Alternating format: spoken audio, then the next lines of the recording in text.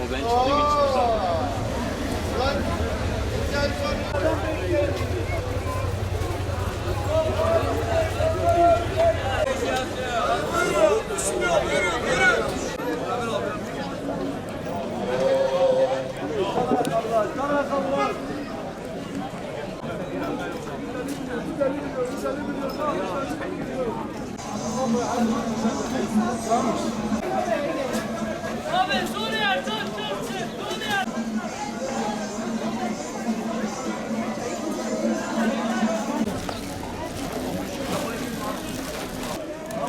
zaten.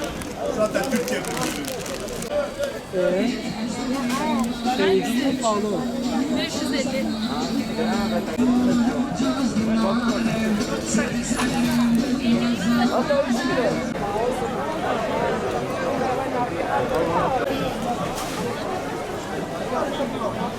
Abi yoğunluk var da yağış var. Yağıştan dolayı yoğunluk olmuyor fazla.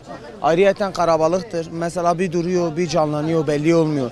Bir de şeker fiyatları sabit olduğu sürece yani yoğunluk da artar bence tahminimce. Bayram günü karabalık olabilir.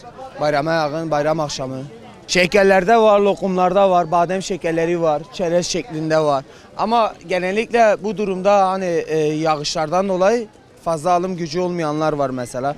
Bunlar için yani bir şey diyemiyorum. Çünkü şekerin fiyatı zaten sabit olduğu için bazı yerlerde var çocuk şekerini karıştırıyorlar. 220 TL satıyorlar. Peki alım gücü nasıl, vatandaş alabiliyor mu? Abi bazıları var alamıyor. Bazıları var indirim yapıyoruz. Yani vicdanımız var. Rahat uyuyalım. Abim geçen seneki bayram satışlarına göre bu seneki bayram satışlarına ciddi düşüşler var. Geçen seneye göre mesela şu an benim seninle burada sohbet etmem mümkün değildi. Eski yoğunluklar yok. Hem ürün alım gücünden ötürü alımlar insanlar alamıyor, hem de bu sektörün çok fazlalaşmasından ötürü de insanlar artık kendi evlerinin önünde bile bu işlerden olduğu için hiç evlerinden çıkıp da bu çarşıya gelmiyor. Direkt evinin önünden alıp da evine tekrar geri gidiyor yani. Bir de dediğim gibi alım güçleri gerçekten çok yükseldiği için insanlar hiçbir şey alamıyor. Abim şeker şu an bayram için söylersek şayet şeker ve lokum abi. Şeker, lokum, kahve. Onun dışında pek de millet bir şey alamıyor. Birer ikişer kilo şeker alır, yarımşar kilo lokumunu alır, o kadar. Şu an çarşı görüyorsunuz, herkes bayram telaşı. Yani alışverişini yapıyor. Buradan geliyorlar, bayram şekerlerini alıyorlar, lokumlarını alıyorlar, kolonyalarını alıyorlar.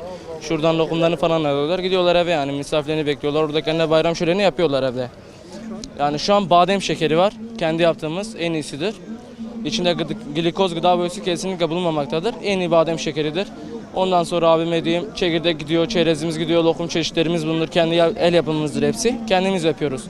Onun harici öyle tek tük gidenler de var. Yani en iyisi de lokumlardır. Yani bugün bir hafta önceden biz standlarımızı açmaya başlıyoruz. Önce dükkan önüne, sonra son 3 gün kala hepimiz fullcuyuz. Buradan atıyoruz hepsini. Hepsini düzüyoruz. Yani 8-9 tane stand atıyoruz dışarıya. İlk başa attığımızda 6-5 tane, 5-6 tane, sonra 9 tane çekiyoruz.